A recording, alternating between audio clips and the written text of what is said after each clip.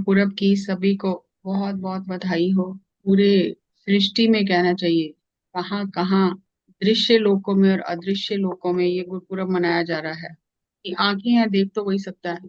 आज गुरपुरब सेलिब्रेशन का हमारा 10वां दिन है। तो मैं सोचती तो नहीं हूँ कि मुझे क्या कौन सी साखी लेनी है और क्या करना है, जब तक अंदर से नहीं आता। तो आज सुबह ही मुझे लगा कि ये वाली साखियां लेनी चाहिए। फिर मैंने एक बार दोबारा से वो साखी पढ़ी ताकि मैं अच्छे से आप लोगों तक वो मैसेज कन्वे कर पाऊँ। क्योंकि आ, किसी को टारगेट करने का हमारा कोई मकसद नहीं है, लेकिन साथ ही साथ सत्य बताना भी जरूरी है।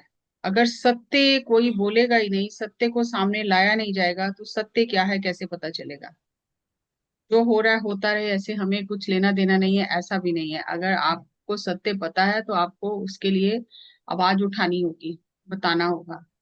तो ये जो आज हम सोचते हैं कि ऐसा क्यों हो रहा है, ये युगों युगों से ऐसा ही होता आया है। सतयुग में भी, त्रेता में भी, द्वापर में भी, कलयुग, अब कलयुग है तो वही होता आया है, कुछ नया नहीं हो रहा कलयुग में। तो आज जो साखी ली है, बाबा नानक शाह फकीर, हिंदू का गुरु, मुसलमान का पीर।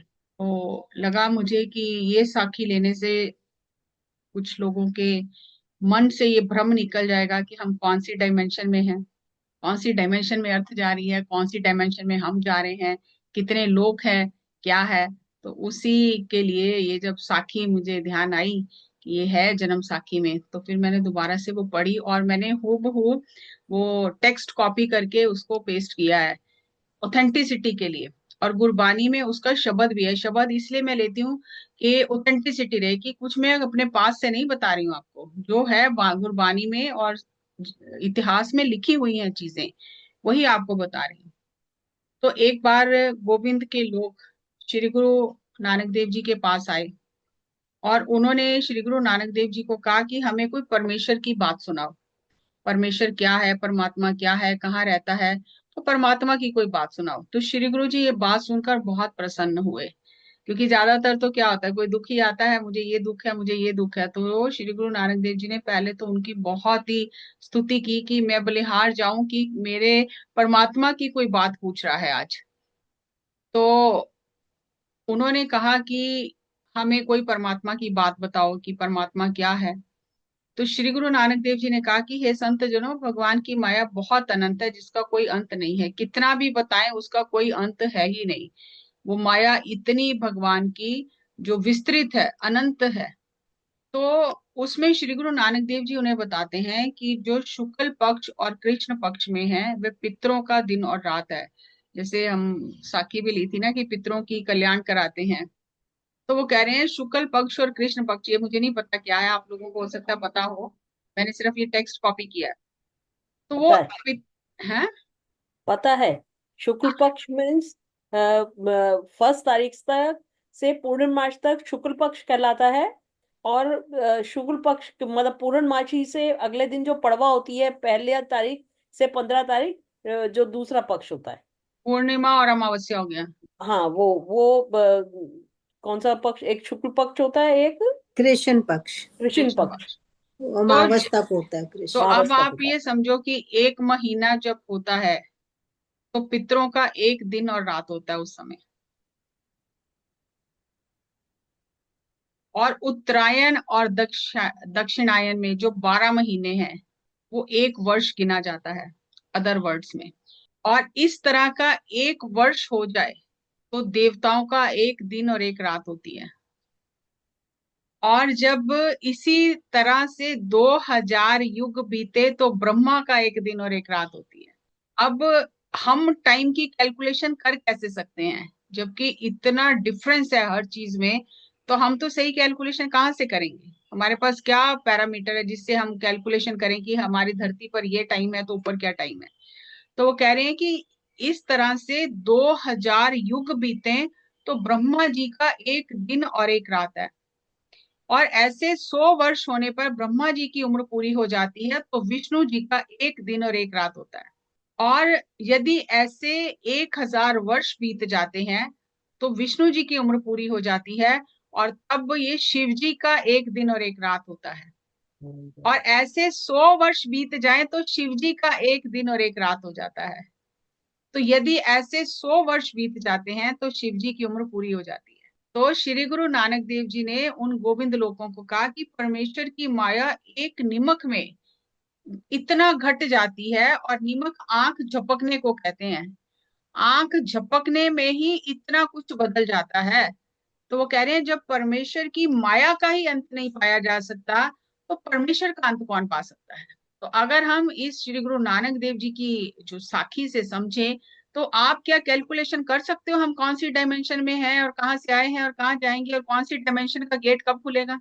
मतलब इतना हैरान कर देने वाली ये साखियां हैं, आंख आई ओपनर जिसे कहते हैं, कि पता नहीं हम कौन सी दुनिया कहाँ से हम ये कैलकुलेशन सीख ली और हमें ये पता है कि कब कौन सा गेट खुलेगा, कहाँ से अंदर चले जाएंगे। ये तो हमारे घर के गेट जैसा हो गया कि जब हम चाहेंगे तब खुल जाएगा, जब चाहेंगे तब बंद कर लेंगे। लेकिन अगर ये कैलकुलेशन आप देखो तो ये तो याद भी नहीं रहेगी हमें ये कैलकुलेशन है क्या। तो इसीलिए श्री गुरु नानक देव जी कहते हैं कि हे संत जनों, जब परमेश्वर की माया का ही अंत नहीं पाया जाता तो परमेश्वर का अंत कौन जान सकता है। तो इसमें श्री गुरु नानक देव जी ने तो जो कहा, आज विज्ञान इस बात को सिद्ध कर रहा है। वैज्ञानिक ये कहते हैं कि अगर हम कोई ऐसा डिवाइस बना लें कि जो बिजली से भी तेज स्पीड से चले, और हम सोचें कि उस डिवाइस से, उस वाहन से हम ब्रह्मांड का किनारा खोजने चलें कि ब्रह्मांड कहाँ अंत होता है, तो भी नहीं खोजा जा सकता, जबकि ये असंभव है। क्यों नहीं खोजा जा सकता? क्योंकि जब तक हम डिवाइस बनाएंगे और उस वहां तक पहुंचेंगे, उतने में तो पता नहीं कितने ब्रह्मांड और बन गए होंगे। तो कैसे उसका अंत पाया जा सकता है? तो एक साखी तो ये है। और एक साखी, जब श्री गुरु नानक देव जी बगदाद गए तो वहां पर जब उन्होंने कहा कि संगीत मत बजाओ, तो गुरुजी ने कहा कि आत्मा ने तो संगीत के साथ ही प्रवेश किया है, और संगीत के बिना तो रूह खुश नहीं होती है। तो जो नकारात्मक विचारों को, भावनाओं को, वासनाओं को भड़काने वाला संगीत है वो मना किया है। जो आत्मा को परमात्मा से जोड़ने वाला संगीत है वो मना नहीं किया। तो जब उन्होंने कहा कि हमारे पीर मोहम्मद ने तो मना किया है, तो श्री गुरु नानक देव जी ने कहा कि पीर मोहम्मद जैसे पीर भी परमात्मा का अंत नहीं पा सके, तो कोई इंसान, कोई व्यक्ति कैसे जान सकता है परमात्मा की बेअंतता को। तो वहां पर श्री गुरु नानक देव जी ने उन्हें ये बात बताई कि पीर मोहम्मद एक बार उन्हें, वो अपनी ध्यान अवस्था में, समाधि अवस्था में अल्लाह के दरबार तक पहुंचे। जब वहां पहुंचने से पहले रास्ते में देखा तो एक जैसे एक काफिला जा रहा है, काफिला जा रहा है, तो उनको लगा कि ये काफिला निकल जाएगा तो मैं फिर पार करके तब उस तरफ जाऊंगा। जैसे रात में रास्ते में कोई ऐसी जगह होगी जो पार करके दूसरी तरफ जाना है, तो वहां से काफिला निकल रहा है। और उस काफिले में हर एक, ऊंटों का काफिला है, कैमल्स का, तो हर एक के ऊपर 7-7 संदूक रखे हैं। और निकलता जा रहा है, काफिला निकलता जा रहा है, बहुत देर होगी उसको खड़े, उसका अंत ही नहीं आ रहा है। तो फिर किसी ने कहा कि आप यहाँ क्यों खड़े? तो उन्होंने कहा मुझे उस पार जाना है और मैं चाहता हूँ कि ये काफिला निकल जाए, मैं बीच में से ना निकलूं तभी जाऊं। तो उन्होंने कहा ये काफिला तो जब से धरती बनी है, ये जो सृष्टि बनी है, खत्म ही नहीं हुआ, तब से चल रहा है। तो आप देखो तो सही इस काफिले में क्या है। तो उन्होंने एक ऊंट के ऊपर से एक संदूक खोला, तो उसमें एक एक संदूक में कितने कितने अंडे हैं। और जब एक अंडे को खोला तो उसमें कितने कितने ब्रह्मांड हैं एक एक अंडे में। तो उन्होंने कहा कि आप समझ रहे हो कि ये काफिला निकल जाएगा तब मैं पार करूंगा, तो ये तो जब से सृष्टि बनी है ये काफिला चल रहा है, ये तो खत्म ही नहीं हुआ। तो ये चलता ही जा रहा है, ये सृष्टि निरंतर बढ़ती ही जा रही है, एक्सपेंशन हो रहा है, इसका एक्सपैंड हो रही है। तो जो चीज इतना एक्सपैंड हो रही है उसका अंत कैसे पाया जा सकता है? मान लो अब हम अपनी बात करें, बहुत छोटे स्केल पर अगर हम आ जाएं, कल तक हमें, अभी तक, अभी इस क्षण तक हमें जो अभी तक हमें ज्ञान था, क्या अब इस क्षण के बाद उतना ही ज्ञान है कि बढ़ गया? बताओ। बढ़ नेचुरली गया है, बढ़ रहा है।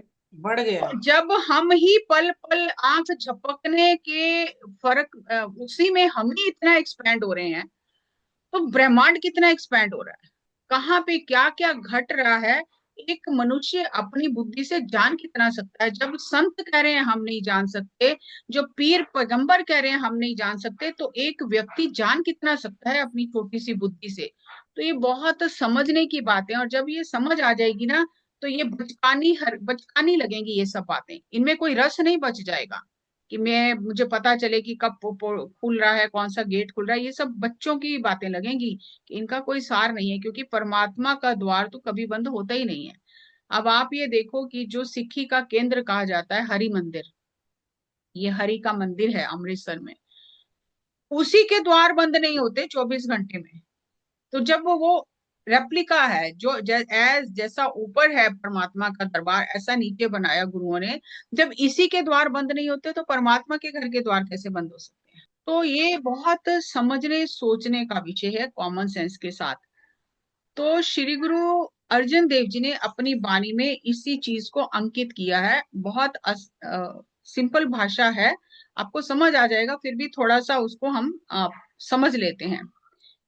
वो कहते हैं, महिमा ना जाने वेद, वेद भी परमात्मा की महिमा को नहीं जान सकते, क्योंकि वेद भी तो किसी ने, वेद तो लिखे हैं ना किसी ने, जितनी उसकी बुद्धि में जितना उसे ज्ञान मिला उसने उतना ही लिखा, लेकिन परमात्मा उतना है ऐसा नहीं है। ब्रह्म में नहीं जाने भेद, ब्रह्मा जी ने भी उसका अंत नहीं पाया। अवतार न जाने अंत, जो अवतार आए हैं उन्होंने भी उसका अंत नहीं जाना कि वो कितना बड़ा है, वो क्या है, वो क्या करता है। परमेश्वर पार ब्रह्म बेअंत, वो जो सुप्रीम गॉड है, लॉर्ड है, जो सोर्स है, वो बेअंत है। अपनी गत आप जाने, वो स्वयं ही जानता है वो कितना बड़ा है। कहते हैं अगर उससे जितना कोई बड़ा हो तो उसको जाने, लेकिन उसके जितना तो कोई बड़ा ही नहीं है, तो वो स्वयं ही जानता है अपने आप को, वो स्वयं ही जानता है। सुन सुन अवर बखाने, और दूसरे लोग क्या करते हैं, सुन सुन के दूसरों को बताते हैं। जैसे मैंने पढ़ा या सुना, मैंने आपको बताया, आपने मुझसे सुना, आपने अगले को बताया, उन्होंने आगे बताया। तो इसी तरह से ये जो कही सुनी बातें हैं, जिसे दंत कथाएं भी कहा जाता है, तो ये ऐसे ही सुन सुन के एक दूसरे को बताते रहते हैं कि परमात्मा ऐसा ऐसा है, लेकिन परमात्मा स्वयं ही जानता है वो कैसा है। आगे कहते हैं, शंकरा नहीं जाने भेव, कि शिव जी भी उसका अंत नहीं जान सकते। खोजत हारे देव, देवी देवता उसको खोज खोज के उनके बाल लंबे हो गए, वो भी हार गए। देवियां नहीं जाने मर्म, जो देवियां हैं वो भी परमात्मा के रहस्य को नहीं जान सकी। सब ऊपर अलख पार ब्रह्म, वो परमात्मा जिसे देखा नहीं जा सकता, अलख है, वो सबके ऊपर है। अपने रंग करता खेल, वो अपने रंग में स्वयं ही खेल रचा रहा है। आप बिछोरे आपे मेले, आप ही वो लोगों को मिलाता है, और आप ही उन्हें अलग अलग कर देता है, बिछोड़ देता है। एक भर में एक भक्ति लाए, कुछ लोगों को वो आप ही अपने से मिला लेता है, और कुछ लोगों को वो भ्रम में भटका देता है, इल्यूजन में रहते हैं। लेकिन ये खेल उसका खुद का किया है। अपना किया आप जनाए, वो स्वयं ही अपना किया खुद जानता है। संतन की सुन साची साखी, अब वो कह रहे हैं कि संतों की जो बात है वो सच्ची साखी है, वो इसके साक्षी हैं।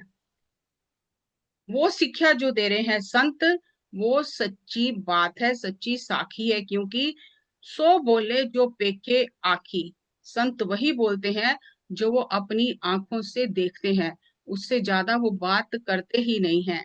नहीं लेप तिस पुण्य ना पाप, उन्हें कोई पाप पुण्य का लेप नहीं है, ना परमात्मा कोई कोई पाप पुण्य लगता है, ना संतों को कोई पाप पुण्य लगता है। नानक का प्रभ आपे आप, वो कह रहे हैं नानक का वो परमात्मा जो सब कुछ करने वाला है, जो सोर्स है, वो स्वयं ऑल इन ऑल है, उसका अंत कोई नहीं पा सकता। तो श्री गुरु नानक देव जी को फिर उन गोविंद लोगों ने कहा कि हमें और थोड़ा आगे डिटेल में बताओ कि क्यों नहीं उसका अंत पाया जा सकता। तो श्री गुरु नानक देव जी ने फिर उन्हें एक और आगे बताया कि एक बार ब्रह्मा जी के मन में आया, जब सबसे पहले परमात्मा ने अपनी 3 शक्तियां बनाई, ब्रह्मा विष्णु महेश, जो हम कहते हैं कि क्रिएटर और सस्टेनर और डिस्ट्रॉयर। और फिर ब्रह्मा जी को वेदों का ज्ञान दिया, और ब्रह्मा जी ने वो वेद लिखे। और जब ब्रह्मा जी ने फिर सृष्टि की रचना करनी शुरू की, तो हर एक के अंदर वो ज्ञान का बीज डाल दिया। अब ये ब्रह्मा जी उस परमात्मा का गुणगान कर रहे हैं और सृष्टि की रचना कर रहे हैं। तो काफी समय बाद ब्रह्मा जी के मन में आया कि देखो तो सही। जब उन्होंने देखा तो हर एक के अंदर ब्रह्मा ही है, क्योंकि ब्रह्मा जब उत्पन्न कर रहे हैं तो ब्रह्म सभी के अंदर वो ब्रह्मा ही है। तो उन्होंने देखा, जल में देखा तो ब्रह्मा है, थल में देखा तो ब्रह्मा है, जिधर देख रहे हैं ब्रह्मा ही ब्रह्मा है, तो ब्रह्मा जी को भ्रम हो गया। तो उन्होंने तब कहा जले ब्रह्मा थले ब्रह्मा, सब जगह ब्रह्मा ही ब्रह्मा है। तो वो अपना खुशी में वो कहने लगे कि सब जगह ब्रह्मा ही ब्रह्मा है। तो फिर आकाशवाणी हुई कि ब्रह्मा जी ऐसे कैसे कह सकते हो कि सब जगह ब्रह्मा ही ब्रह्मा है, खोजने से पता चलेगा कि ब्रह्मा ही है कि कुछ और भी है। तो ब्रह्मा जी ने कहा कि मैं कैसे खोजूं। तो उन्होंने कहा कि ये तो खोजने से पता चलेगा। तो देखा उन्होंने कि पानी में एक कमल का फूल था। तो ब्रह्मा जी के मन में आया, अब मन में डालने वाला भी परमात्मा ही है। तो ब्रह्मा जी के मन में आया कि मैं इस फूल को ना लात मारता हूँ, और अगर ये फूल हिला नहीं कमल, तो इसका मतलब कुछ और भी है, और अगर ये हिल गया तो मतलब मैं ही हूँ। तो ब्रह्मा जी ने जैसे ही उस कमल को लात मारी, तो ब्रह्मा जी कमल में प्रवेश कर गए। अब जो कमल की डंडी थी उसके अंदर वो उतरते जा रहे हैं, उतरते जा रहे हैं, उतरते जा रहे हैं, कहीं उनके पैर ही नहीं लग रहे, और इतना अंधकार है। तो ब्रह्मा जी पहले तो बहुत कोशिश करते रहे, लेकिन जब वो कितना कह रहे हैं कितना, अब युग तो नहीं मेरे को पता, पर मतलब काफी समय वो उसमें उतरते चले गए। अब जब उतरते चले गए तब उन्हें ये आभास हुआ, अहंकार चूर चूर हुआ कि मैं ही नहीं हूँ, परमात्मा है, वो ऑल इन ऑल जो सोर्स है वही है। तो तब ब्रह्मा जी ने मन में उस ईश्वर को याद किया, सर्वशक्तिमान को, कि मुझे एक बार यहाँ से बाहर निकालो, इसको नरक से मुझे बाहर निकालो, अंधकार से। तब परमात्मा ने ब्रह्मा जी की पुकार सुन के उन्हें बाहर निकाला। तब ब्रह्मा जी ने सहस्त्र नामा उच्चारण किया, मतलब परमात्मा की स्तुति में सहस्त्र नामा, आ, पंजाबी में तो सहस्र नामा कहा जाता है, हिंदी में मेरे ख्याल से सहस्त्र नामा ही होगा, कि वो सहस्त्र नामा उच्चारण किया, फिर परमात्मा की स्तुति ब्रह्मा जी ने की। तो श्री गुरु जी ने कहा कि जब ब्रह्मा ही अंत नहीं पा सके उस परमात्मा का, तो उसका अंत पा कैसे सकता है कोई। इस तरह करके श्री गुरु जी ने उन्हें ये बात समझाई कि बस जो है, जैसा है, उसे साक्षी भाव से अनुभव करो। इसीलिए अगर हम थोड़ा सा गहराई में सोचें तो पत्री जी इसीलिए कहते थे paralysis is analysis, sorry analysis is paralysis, कि आप जान ही नहीं सकते हो। अभी हम कहते हैं सपना आया इसका क्या मतलब है, ध्यान में ये दिखा इसका क्या मतलब है, हम जान ही नहीं सकते कि इसका क्या मतलब है। तो इसीलिए जो है उसे अनुभव करो और आगे बढ़ो, क्योंकि ये इतनी घटनाएं घट जाती हैं एक आंख के झपकने में कि हम जान ही नहीं सकते हैं कि क्या हो रहा है, कैसे हो रहा है और क्यों हो रहा है। इसलिए बेटर यही है कि हम अपने अनुभव से सीख लेकर आगे बढ़ें। तो इस तरह से श्री गुरु नानक देव जी ने उन गोविंद लोगों को उपदेश दिया, और वो बहुत प्रसन्न हुए। तो एक सिख देख रहा है कि इतनी ज्ञान चर्चा कर रहे हैं लोग बैठ के श्री गुरु जी के पास, लेकिन श्री गुरु जी को प्रसाद तो किसी ने पूछा ही नहीं। तो उसके मन में भाव जागा और वो घर गया और वो प्रसाद तैयार करवा के ले आया। जब वो प्रसाद लाकर उसने श्री गुरु जी के आगे रखा और कहा कि आप इतनी देर से ज्ञान चर्चा कर रहे हो लेकिन प्रसाद तो कोई लाया नहीं, तो अब मैं जो प्रसाद लाया हूं उसे ग्रहण करो, इसे स्वीकार करो। तो श्री गुरु जी उस पर इतना प्रसन्न हुए, और श्री गुरु जी ने उस प्रसाद को बांटा, सब में बांटा, और एक हिस्सा उस जो सिख था उसे भी दिया। और जैसे ही उसने श्री गुरु जी के हाथों से प्रसाद ग्रहण किया तो उसके दृष्टि खुल गई। तो कब गुरु प्रसन्न हो जाता है, किस बात से प्रसन्न हो जाता है, ये गुरु ही जानता है। अब देखो वहां तो गोविंद के जो गोविंद लोग मतलब साधु, जो साधु जन बैठ के चर्चा कर रहे हैं, लेकिन ये व्यक्ति तो गृहस्थी है, इसे कुछ ज्ञान चर्चा का पता नहीं, कुछ पता नहीं, लेकिन इसमें के मन में भाव जागा कि मैं गुरु जी की सेवा में कुछ ले जाऊं, प्रसाद ले जाऊं। और उतने में ही उसका दिव्य चक्षु खुल गया और उसे सब दिखाई देने लग गया। तो इसीलिए कहते हैं कि गृहस्थ आश्रम में रहकर परमात्मा को पाना आसान है, लेकिन वो भाव होना चाहिए, वो समझ होनी चाहिए। आज तो हम इतनी साखियां और इतना सब कुछ, इतना ज्ञान, यूट्यूब क्या, गुरुद्वारे, मंदिर, मस्जिद, सब तरफ से हम इतना ज्ञान इकट्ठा कर रहे हैं, इतना सब कुछ जानकारियां हैं हमारे पास। उस समय देखो किसी को ये भी नहीं पता था कोई संत है कि असंत है। उस समय भी लोग बहुत भ्रम में हो जाते थे, जो संतों के समान रहते थे लोग उन्हें संत समझ के जब उनके पास जाते थे तो चक्रों में पड़ जाते थे, और वो चोर निकलते थे, साधु होते ही नहीं थे। और जो साध लोग होते थे, संत लोग कोई कोई थे, वो छुप कर रहते थे। और जैसे सिद्ध थे, तो सिद्ध जो थे इनसे उस समय लोग इतना डरते थे, क्योंकि ये सिद्धियां और शक्तियां पाकर अपनी उम्र इतनी लंबी कर ली थी कि ये लोगों को सिद्धियां और शक्तियां दिखा के डरा के रखते थे कि अगर हमारी बात नहीं मानी तो हम ये नगर ही तबाह कर देंगे। तो ऐसी भी बहुत सारी साखियां आती हैं जिसमें लोग डर के मारे उनकी सेवा करते थे। तो श्री गुरु नानक देव जी कहते हैं कि योगी और ये पंडित और ये काजी और मुल्ला जो थे, इन्होंने तो दुनिया को उजाड़ने के रास्ते बनाए हुए थे, धन कमाने के रास्ते बनाए हुए थे। और इसीलिए सुधारने के लिए समाज को, तो उन्हीं से शुरुआत की गुरु जी ने। ये धर्म स्थानों पर जाकर उन्हीं लोगों को पहले उपदेश दिया, ताकि ये लोग सीधे हो जाएंगे तो समाज अपने आप सुधर जाएगा। तो हर एक व्यक्ति के स्तर पर श्री गुरु नानक देव जी ने उसे परमात्मा का रास्ता दिखाया। तो मेरे ख्याल से ये बहुत सोचने समझने जैसा है, और आगे तो ना ही चलूं तो ज्यादा अच्छा है। ये तो चलता रहेगा, ये तो इस पे विचार करना ज्यादा जरूरी है मेरे ख्याल से आज। जी। थैंक यू जी, थैंक यू। बाकी कोई साखी जो है कुछ एक दो शाम को ले लेंगे। आज साहिब श्री गुरु नानक देव जी के गुरुपुरब की आप सभी को बहुत बहुत बहुत बहुत बधाई हो। और इतने दिनों में हमने जो ज्ञान सुना है, उसका कुछ अंश हमारे अंदर उतर जाए और हमें ये बुद्धि आ जाए और हम इस मार्ग पर चल पड़े। Thank you, thank you, thank you.